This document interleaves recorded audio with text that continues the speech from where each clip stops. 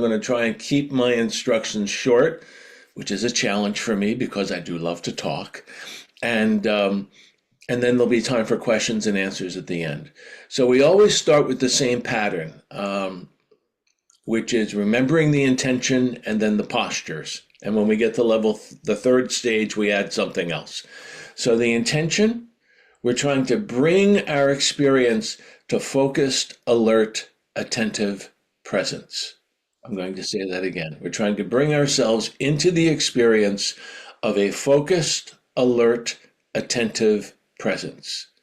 And we're going to do that by using the threefold meditation object. You're always paying attention to something. That's called the object of attention. And in this presentation. And so our object is the experience of breathing in, the experience of breathing out, and in between breaths, body. And the reason there are three is that three makes it easier to stay connected. Three is easier than just one. Right? So I'll just leave it at that for the moment. Long discussion about that. So we're bringing ourselves to breathing in, breathing out, and body. And we do that partly with our posture. And so we're going to try to embody that ready state, right? Not too tight, but not slack or loose. And so take a nice upright awake posture. So we've set the intention, now we're establishing the body. So take a nice upright awake posture. And allow yourself to stretch upright, like even straighter, right? And choose where you're going to put your hands, what you're going to do with your eyes. So the 7 points are good solid seat, legs are folded or flat on the floor. If you're sitting on a cushion, they might be folded or crossed. Nice upright back, head and shoulders. Head is lifted, shoulders are sort of straight without bowing forward or without, going backwards. They're sort of in that middle posture. Your hands are at rest. I touch the tip of my tongue to the roof of my mouth behind my upper teeth. That completes an energy circuit in the body. Allows your energy to flow naturally. And then I do something with my eyes. So most often when I'm practicing myself, I do that light under the doorway, but since I'm teaching, I usually keep my eyes open. The choices are open, closed, or light under the doorway. If you can think of a reasonable fourth choice, good, you could do that, right? Whatever works for you. And then we gently bring our attention to breathing in, breathing out, and in between breaths, body. So it's as if you were driving a car and we're using the tools of windshield and steering wheel. The windshield lets you know where you're going. You're very clear. And where you're going down this road of paying attention to breathing in, breathing out, and then in the experience of body.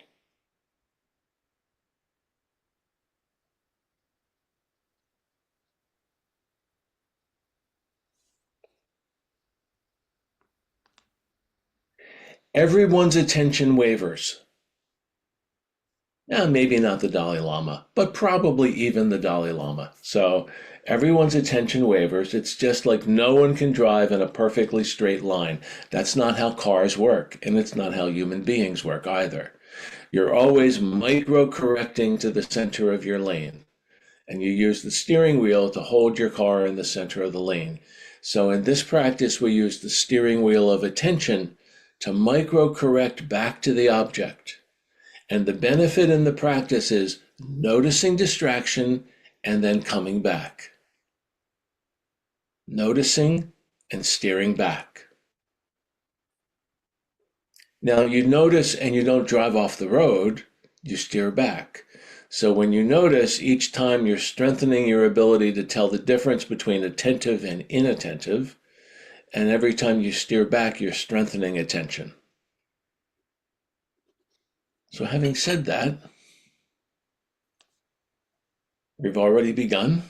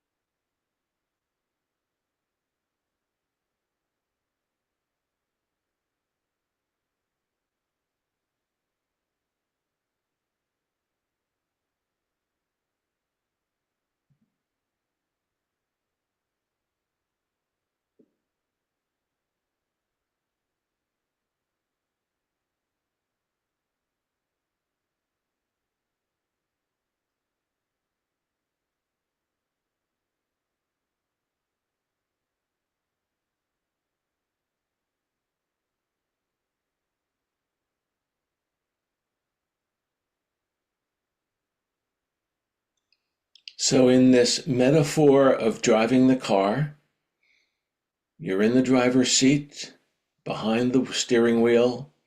Your attention is on the rising breath, the falling breath, and in between breaths, body, in the experience of breathing in, breathing out, and body. And when your attention wavers, you use the steering wheel of attention to come back to the three-pointed object.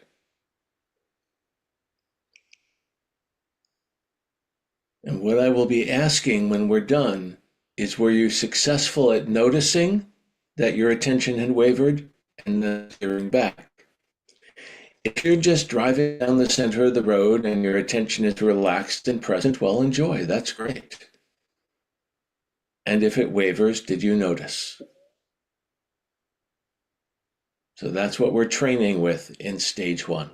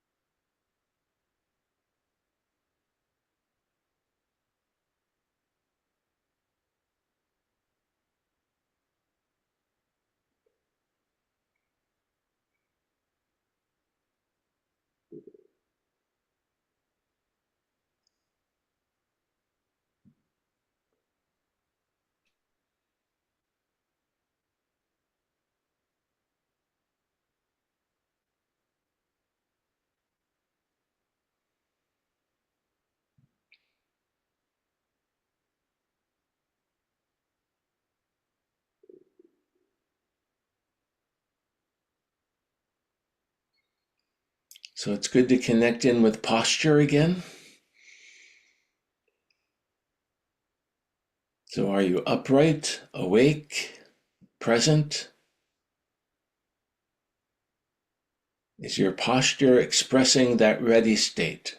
Mind and body are intimately connected. If your body is saying ready, your mind will follow you into the ready state.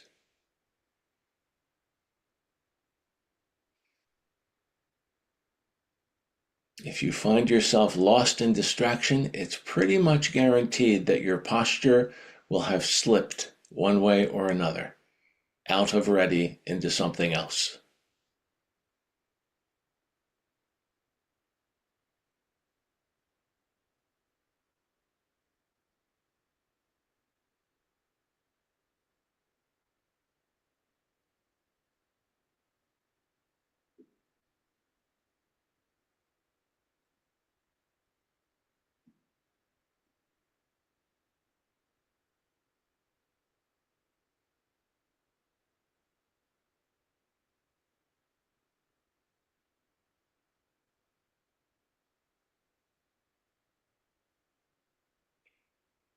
Again, the road we're driving down is being in the experience of breathing in, breathing out, and then body. Noticing when our attention drifts away from that object and steering back. So noticing and steering back. Noticing and steering back.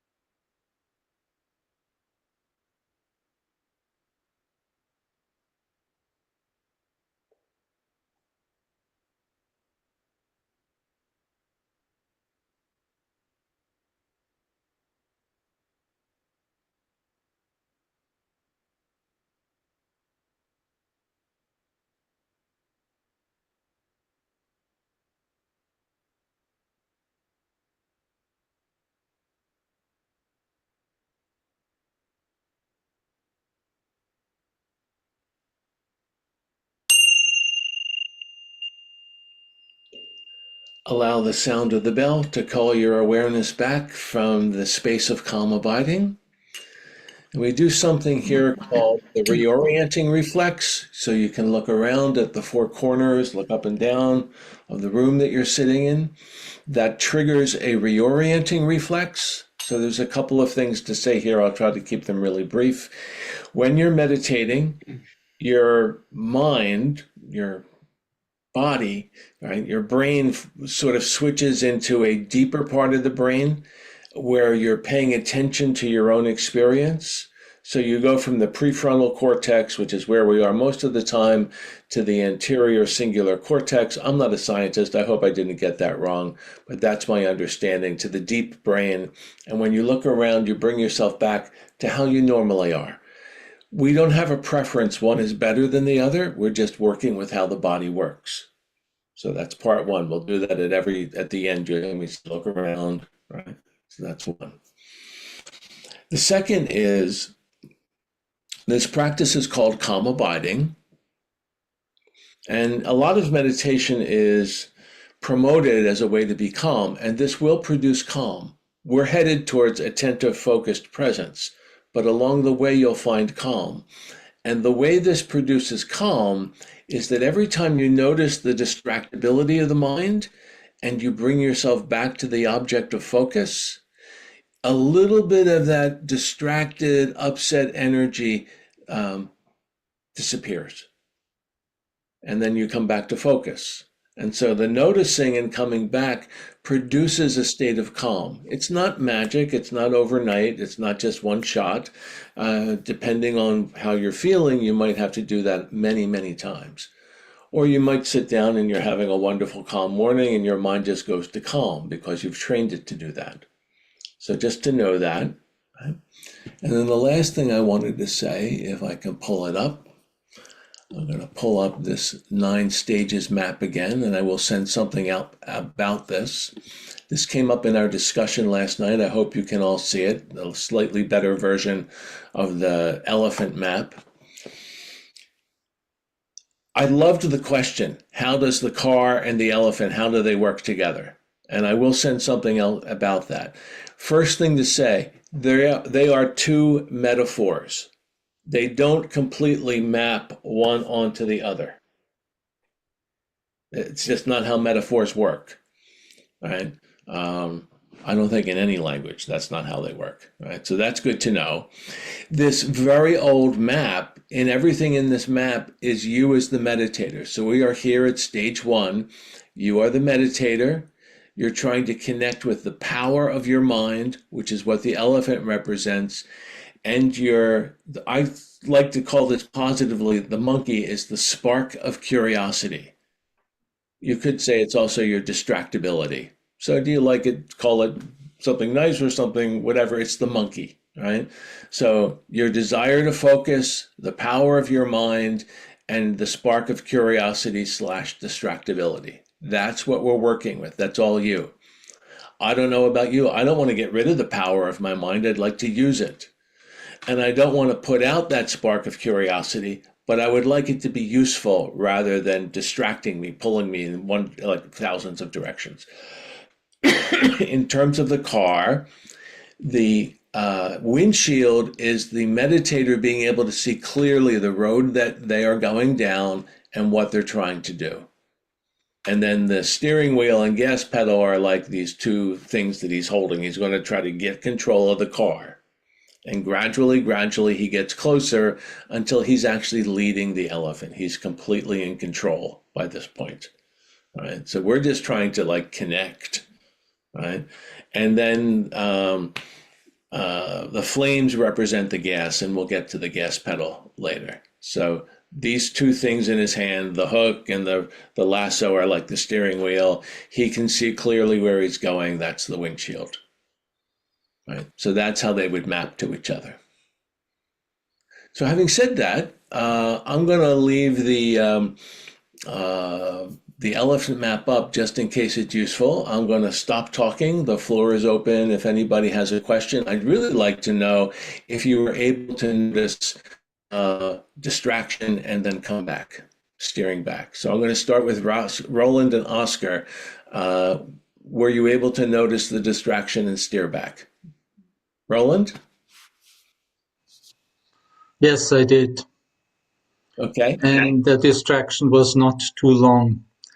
And Okay. for this map, what is the symbol between the meditator and the elephant in number one stage?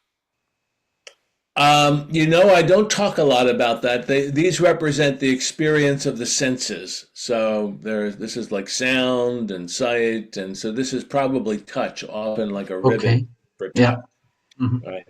But Thank in you. the presentation I'm going to do, I'm not going to work very much with those symbols. Um, Okay. Oscar, Thank how you. about you? Yeah, I was able to notice distraction. I think, like for me, like regularly in the beginning of the sessions, like my mind is all excited. So yeah, Yes, lots of monkey. yeah, lots of monkey. Okay. Um, so anybody else question, thought, something you'd like to talk about?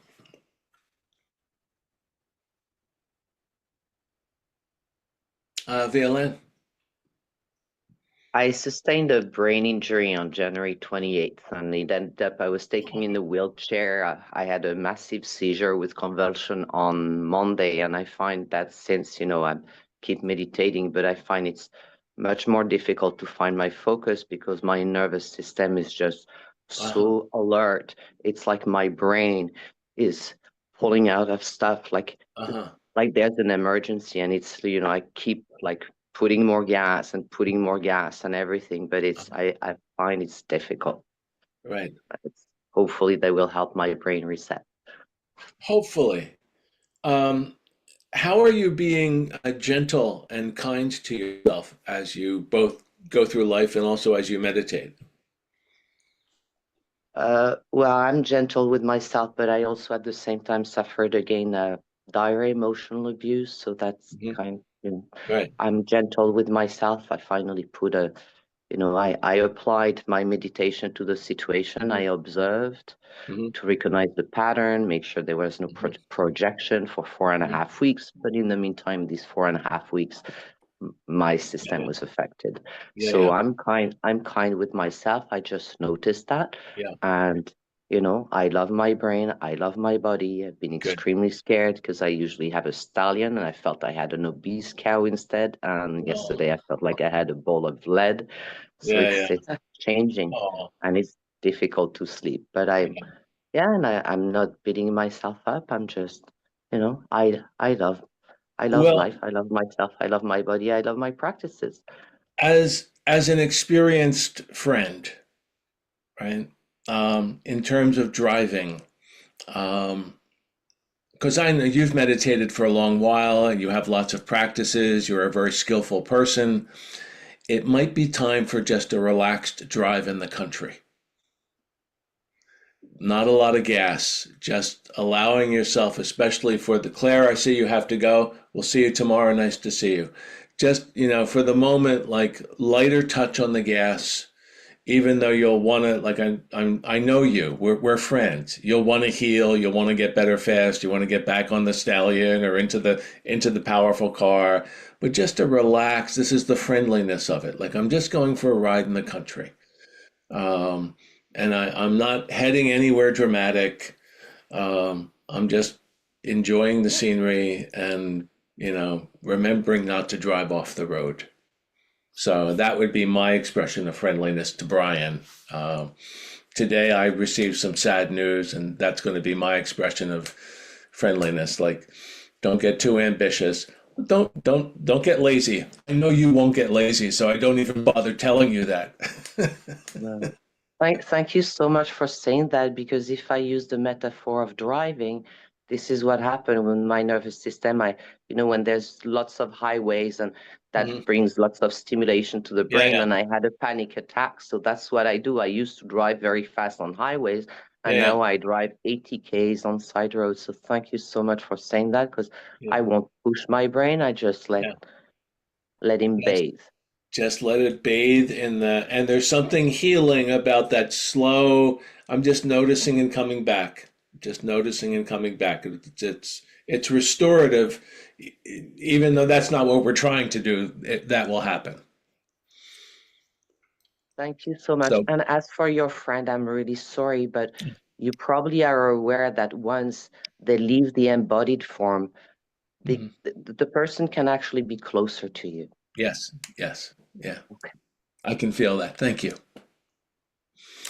Anyone else want to jump in? Robert.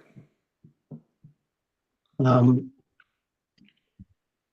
was really impressed today by the various intensities of thoughts, Mm-hmm. how imposing or how kind of like a gentle rain, Right. and the subtleties of it. It's there. It's just fascinating. I think I've known that and noticed it, but now I actually took cognizance and took cognizance of it in a way that I've never done Mm. before. Mm. This stage one is so crazy powerful. It seems like it's just an entry point, but it's Right. really helpful. Thank you. You're welcome. What a lovely thing to notice. You know, it's like our thoughts and our experiences, our mental experience is so layered and rich. You know, many times when people approach meditation, they sort of say in one way or another, I want to stop having thoughts. I want to stop having difficult emotions. And who doesn't? You know, everybody wants to not have difficult emotions, but the layered richness of our thoughts and our memories and our emotions, it's what it is to be alive. And so great to notice that. So thank you. And for me, it's one of the wonderful things about the practice. It's taking me into being more alive. So anyway, you want to say anything back, Robert, or I'm really just echoing what you said. Well, I just want to echo back to you how pervasive that obsession with getting rid of thoughts. Yeah, It's almost been drilled into us by the right, culture. And right. and I don't think you can remind us enough times about what you just said. Well, I'm just going to tell you that the people who want you to get rid of thoughts are the people who also want your money or your power, right? Or your liberty. Wait a second. I think I'm hearing George Orwell in 1984. So Sorry. now this takes you to freedom. Like I'm free to have all my thoughts.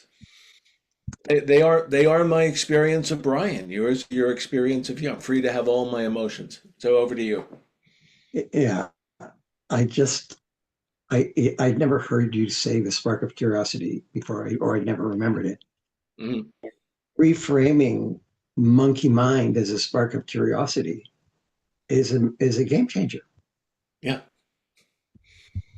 Yeah. Well, friends, that seems like a good place to pause, unless somebody has something else. We will be back tomorrow, at least I hope, if the gods allow, if the world allows. We'll be back tomorrow at 8 a.m. And I like to start on time, so today we were a little loose. Tomorrow we'll start at 8. If you come in a little after, just join in the fun. I love practicing with you. This makes my day very rich, and I'll look forward to seeing you tomorrow. So, à la prochaine. Hasta mañana. See you tomorrow. All See you right. tomorrow. Thank Auf you. Wiedersehen. Auf Thank you for Morgens. getting up, Roland and Oscar. Yes. Auf Wiedersehen. Auf Yeah. Wiedersehen. Thank you so much. You're Thank welcome. you. Adios. Thank you. Adios.